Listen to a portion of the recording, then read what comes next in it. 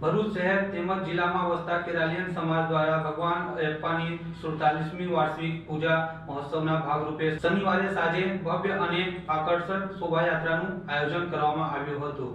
ભરૂચ શહેર તેમજ જિલ્લામાં વસતા કેરાલિયન સમાજ દ્વારા ભગવાન અયપ્પાની 47મી વાર્ષિક પૂજા મહોત્સવના ભાગરૂપે શનિવારે સાંજે ભવ્ય અને આકર્ષક શોભાયાત્રાનું આયોજન કરવામાં આવ્યું હતું।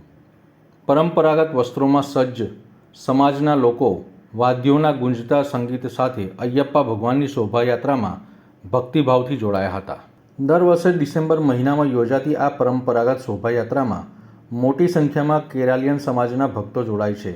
આ વર્ષે શોભાયાત્રા શહેરના કસક સર્કલથી પ્રારંભ થઈ પરંપરાગત વાદ્યોના નાદ, હાથી, તૈયમ, તાલાપોતી, આકર્ષક લાઇટિંગ સહિતની ભવ્ય જમાવટ સાથે જાડેશ્વર રોડ પર આવેલ અયપ્પા મંદિર સુધી પહોંચી હતી।